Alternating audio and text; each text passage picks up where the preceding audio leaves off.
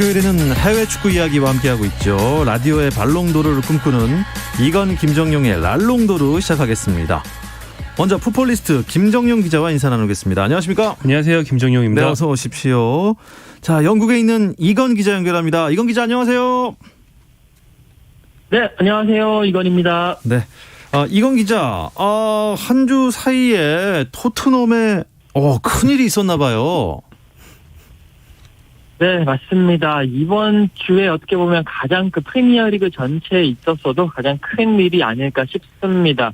결국 이제 토트넘이 결단을 내렸거든요. 누누 산투 감독을 부임 4개월 만에 경질을 시켜버렸습니다. 이제 이곳 시간으로 1일 토트넘은 누누 산투 감독의 경질을 공식 발표를 했고요. 이것으로 이제 누누 산투 감독은요, 6월 30일에 공식 부임을 했는데 딱 정확하게 4개월하고 1일 만에 팀을 떠나게 됐고요. 전체적으로는 리그 포함해서 여러 유로파 컨퍼런스 리그 이런 거 다 포함해서 17경기에서 8승 2무 7패. 특히 리그에서는 5승 5패를 거두면서 좀 토트넘의 기대에 못 미치는 성적을 내면서 결국 경질이 됐습니다. 그리고 그 다음 날인 2일에 안토니오 콘테 감독 선임을 공식 발표를 했고요. 콘테 감독은 2023년 6월까지 계약이 되어 있고 1년 계약 연장 옵션을 받았고요. 연봉은 240억 원에 이제 받기로 되어 있고 여기에 1억 5천만 파운드의 영입 자금도 이렇게 지원을 받는다라는 보도들이 나오고 있습니다. 김정용 기자, 우리가 누누 감독 처음에 선임됐을 때 기대감도 있고 사실 썰이 많았지 않습니까? 여러 감독들이 그렇죠. 입방아에 오르고 했었는데 결국 누누 감독이 토트넘의 지휘봉을 잡고 정말 얼마 안 된 것 같은데 이게 네. 이제 해임이 이렇게 빨리 된 것도 저는 좀 특이하다고 생각하고 더 신기한 건 선임이 바로 이렇게 됐다는 건 준비해놓고 있다는 거 아니었습니까? 근데 현지 보도들에 따르면 놀랍게도 협상은 누누 감독과 결별한 뒤에 하루 만에 정말 전폭적으로 진전된 거라고 하네요. 근데 굉장히 신속하게 대체자를 그것도 훨씬 유명하고 스타급이라고 할 수 있는 감독을 선임한 토트넘 경영진이 호평받고 있는 부분이고요. 다만 이제 연결고리는 전부터 쭉 있었습니다. 일단 현재 토트넘 단장을 맡고 있는 파비오 파라티치라는 그 실무자가 10년 전에 유벤투스에 있었어요. 그래서 그때부터 콘테 감독과 인연이 깊습니다. 그래서 네. 올여름에 주제 무리뉴 감독의 대체자를 찾을 때도 먼저 콘테 감독과 접촉을 했었죠. 근데 그때 콘테 감독은 당시에 토트넘은 해리 케인이 맨체스터 시티로 가느니 마느니 되게 혼란스러운 토트넘이었어요. 그때 좀 어수선했죠. 네. 그래서 콘테 감독이 전세 감독 중에서 연봉을 제일 많이 받는 한 탑3에 듭니다. 그래서 토트넘 입장에서 돈이 너무 비싸고 콘테 입장에서도 이 팀은 좀 망할 수도 있을 것 같고 서로 조심스러워서 결렬이 됐었는데 이번에 토트넘이 워낙 급하니까 콘테 감독에게 좀 전폭적으로 좀 파격적인 조건 그리고 이제 급여뿐 아니라 전권을 주겠다는 그런 조건을 제시하면서 굉장히 전격적으로 협상이 성사됐다고 합니다. 네. 이건 기자, 토트넘 감독 교체에 대한 현지 반응 어떻습니까? 일단 현지에서는 특히나 토트넘 팬들 입장에서는 차라리 잘 됐다. 물론 누누 산투 감독이 좋은 감독이긴 하지만 결국에는 결과를 봐라. 특히나 경기력이 좋지 않았는데 이때는 지금 리그가 10라운드까지밖에 진행이 안 됐기 때문에 지금 아예 빨리 돌입을 해가지고 빨리 수술을 하고 그런 이제 안 좋은 부분을 도려내는 게 낫다라고 이제 얘기를 하고 있으면서 전체적으로는 차라리 잘된 선택이다라는 그런 평가들을 내리고 있습니다. 김정현 기자, 프리미어리그는 참 감독하기가 참 힘든 그런 리그인 것 같아요. 메뉴도 지금 솔샤르 감독을 경질해야 된다 이런 말도 많았는데 어쨌든 메뉴전이 좀 아쉬웠던 것 같아요. 맨체스터 유나이티드한테 토트넘이 이겼다면 산투 감독이 해임되지 않지 않았을까? 그 두 팀이 맞대결하기 직전에 딱 붙어 있었죠, 순위가. 예. 둘 다 아쉬운 순위에 있었다가 메뉴가 토트넘을 잡으면서 5위로 올라가고 그래서 메뉴의 소체르 감독은 이제 생명 연장이 되고 산투 감독은 해임이 된 건데 그래서 많은 축구 팬들이 농담으로 이제 메뉴가 이겨서 메뉴 팬들에게 위안을 보낸다. 토트넘이 져서 토트넘 팬들 축구한다. 이런 농담들을 했었죠. 왜냐하면 감독이 바뀔 거니까. 네. 두 팀 다 감독들에 대해서 불만이 많았으니까. 아무튼 말씀대로 솔샤르 감독이 토트넘을 잡으면서 좀 생명 연장이 됐고요. 그런데 이제 메뉴 입장에서는 어쩌면 시즌이 더 진행되면 솔샤르 감독을 날릴 수도 있거든요.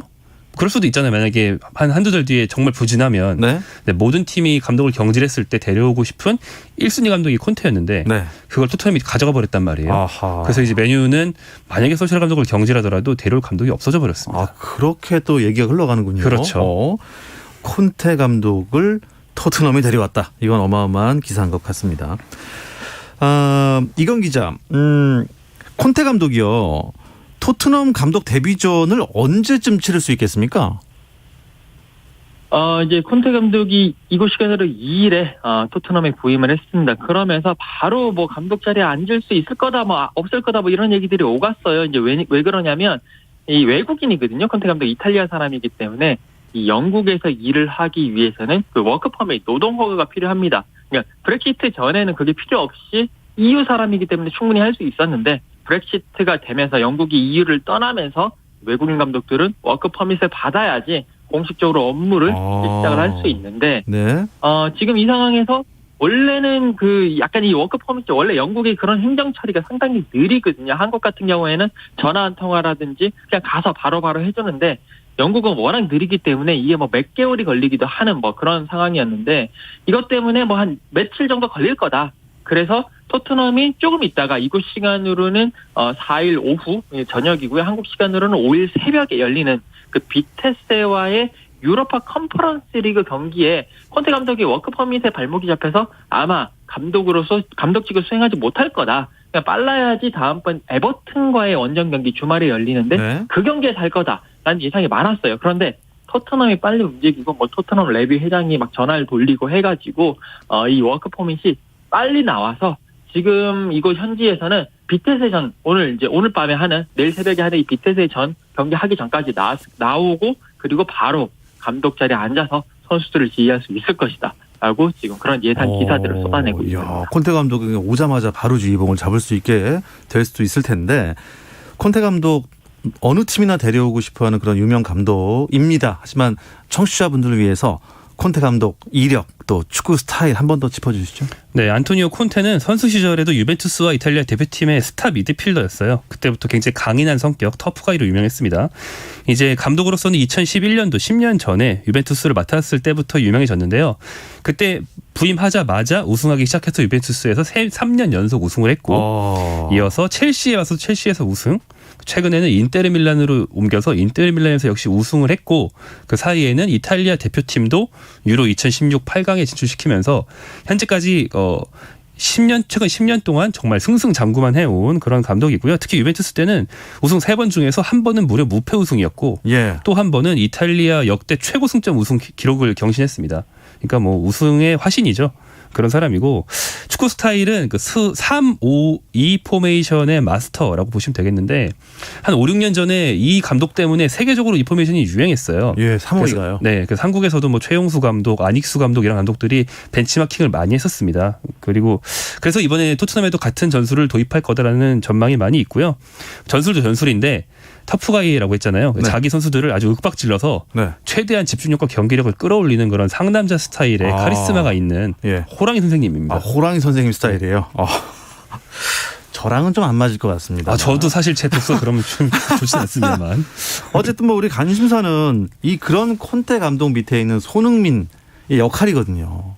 어떨 것 같습니까? 일반적인 예상은 이제 공격이죠. 공격인데 이 감독이 3-5-2 아니면 3-4-3 이런 3백 기반 포메이션을 하고 공격수들한테는 최대한 자유를 주거든요.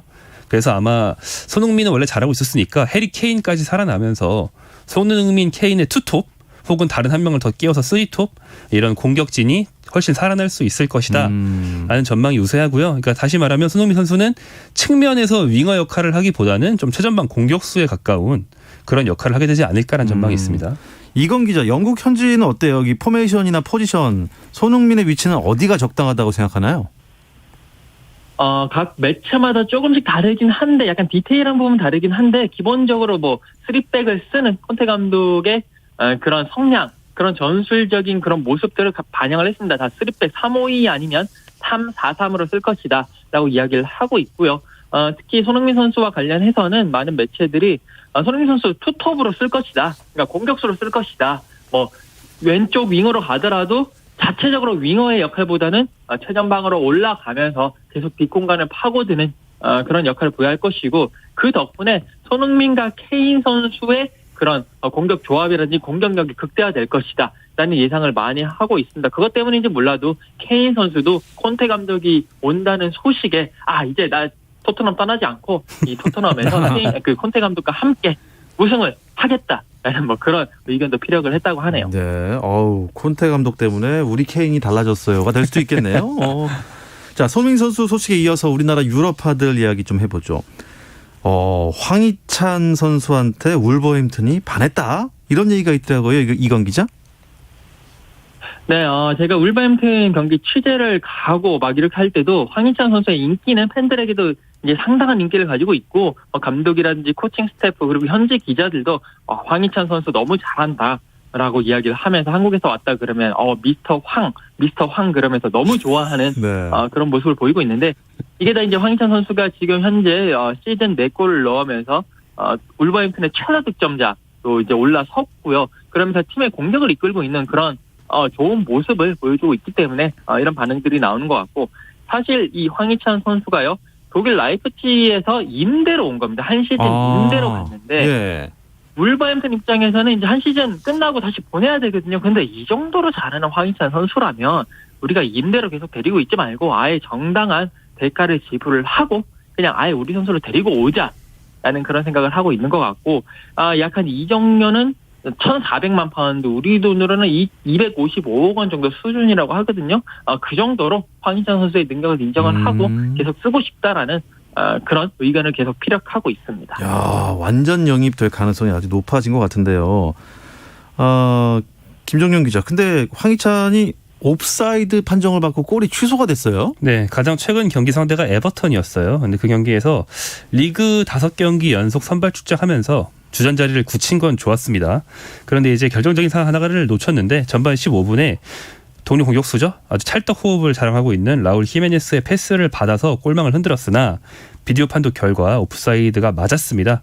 아무튼 뭐 팀은 에버턴의 2대1로 승리하면서 최근의 상승세를 이어갔습니다. 네. 이건 기자, 황의조 선수는 부상이 어느 정도인가요? 대표팀에 합류도 못하게 됐다면서요? 네, 이 대표팀이 이제 11월 A매치에 아랍에미리트 그리고 이라크와 함께 이제 그 월드컵 예선을 치르는데 여기 대표팀 명단을 발표하는데 황의조 선수가 없었거든요.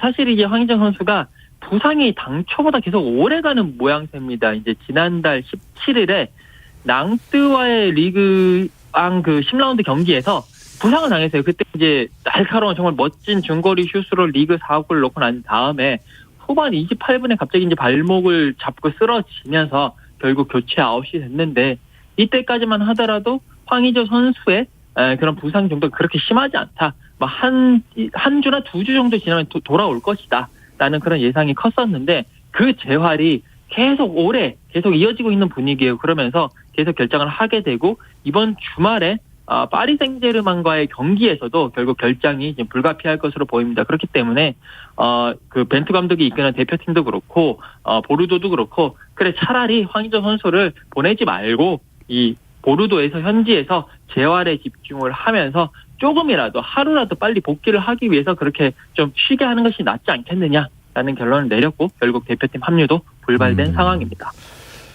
이재성 선수가 골을 넣었어요. 네, 다른 유로파 선수들 활약상 짚어주시죠. 네, 마인츠의 이재성 선수는 마침내 데뷔골을 넣었습니다. 이게 새 팀인 마인츠 05에서의 데뷔골인 동시에 분데스리가 데뷔골이죠. 그동안 독일 무대에서 있긴 했지만 늘 2부에 있었으니까요. 네. 전반 25분 동료 공격수 오니시보의 슛이 골키퍼 맞고 나오는 것을 이재성이 세도하면서 밀어 넣었습니다. 활동량이 많고 아주 성실한 이재성의 그 장점이 잘 드러난 득점이었다고 할 수 있겠고요. 팀은 빌레필트 상대로 2대1 승리를 거뒀습니다. 그리고 이제 거론할 만한 해외파라면 뭐 김민재 선수는 꾸준히 뛰면서 활약을 하고 있습니다만 소속팀 페네르바체의 어떤 그 하향세를 막지는 못하고 팀은 침체에 들어간 상황입니다. 네. 자, 이어서 유럽 축구연맹 챔피언스리그 이야기를 나눌 예정인데요. 잠시 쉬었다 오겠습니다. 당신의 팀이 가장 빛나는 순간 스포츠 박태원 아나운서와 함께합니다. 네, 해외 축구 이야기를 나누고 있습니다. 라디오의 발롱도르를 꿈꾸는 이건 김정용의 랄롱도르 듣고 계시고요. 풋볼리스트의 김정용 기자, 영국에 계신 이건 축구 전문 기자와 함께하고 있습니다. 이건 기자, 챔피언스 리그에서 호날두가 또 메뉴를 구했어요.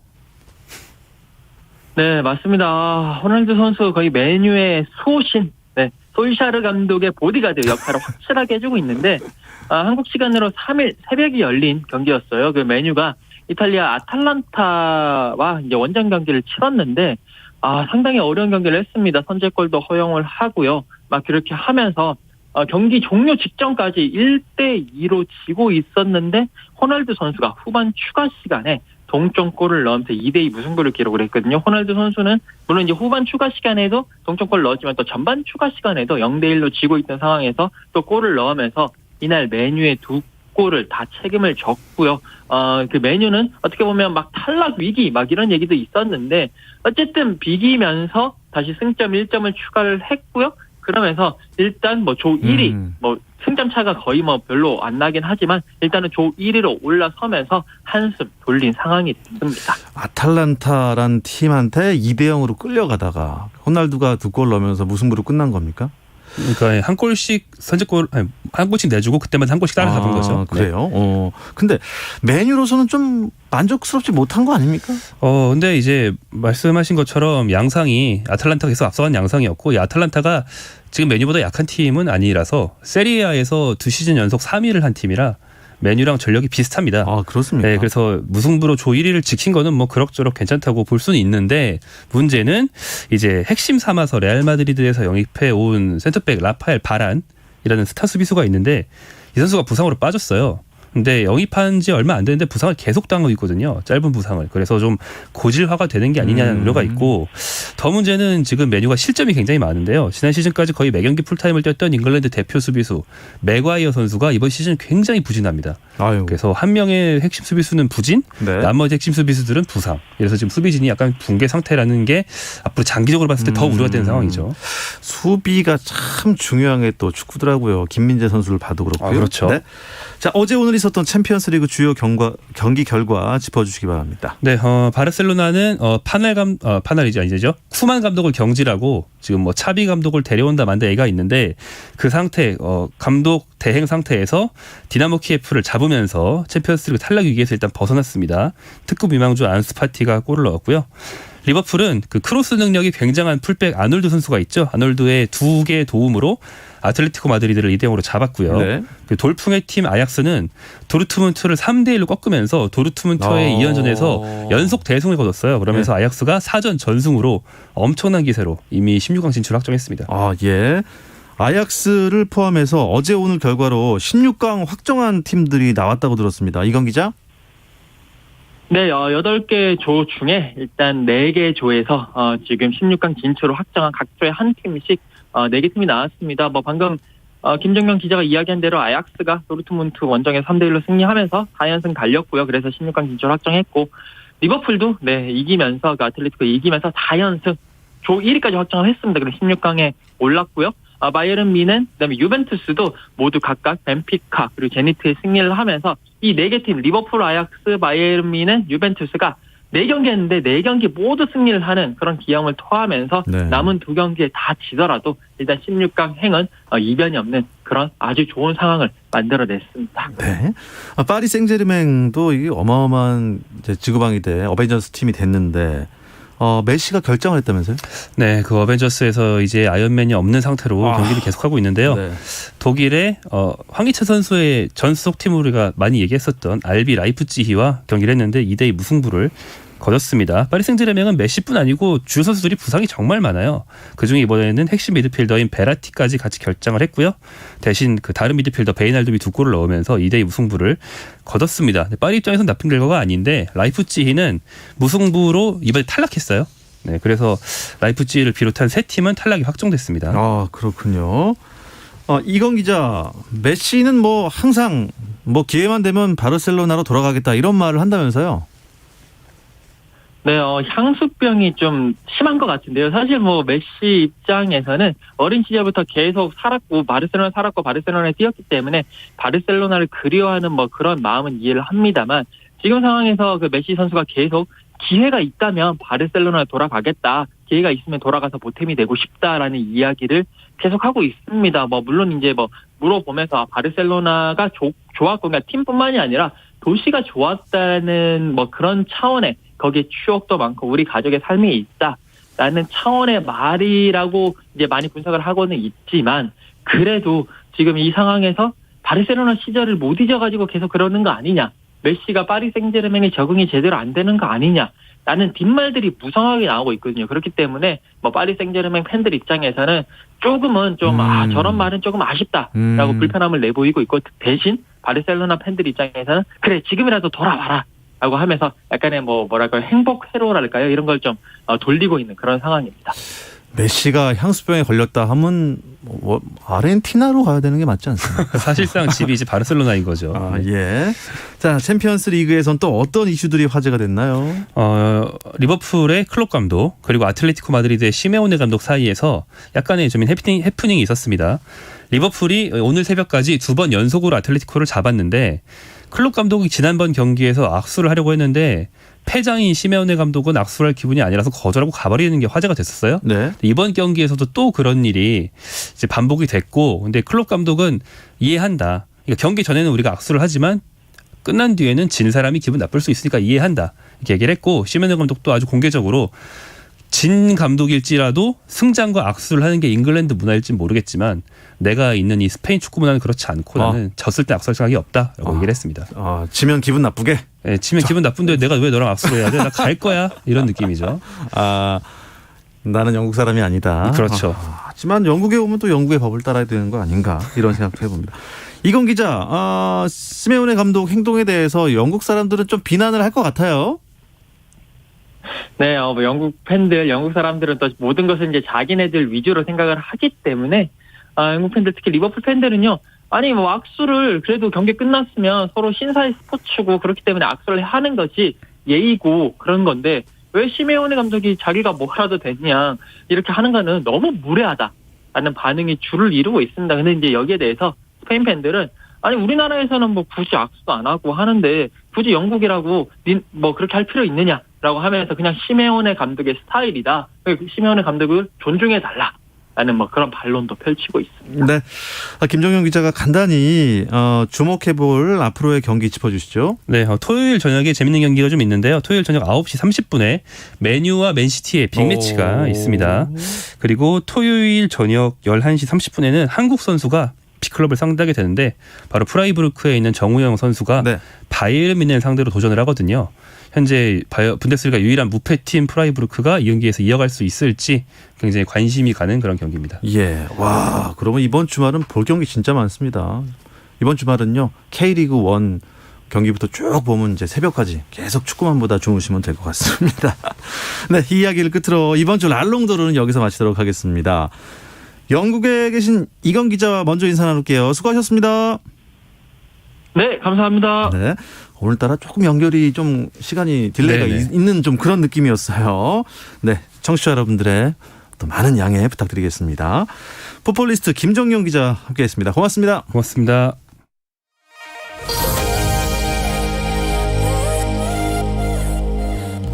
내일도 저녁 8시 30분입니다. 박태원의 스포츠.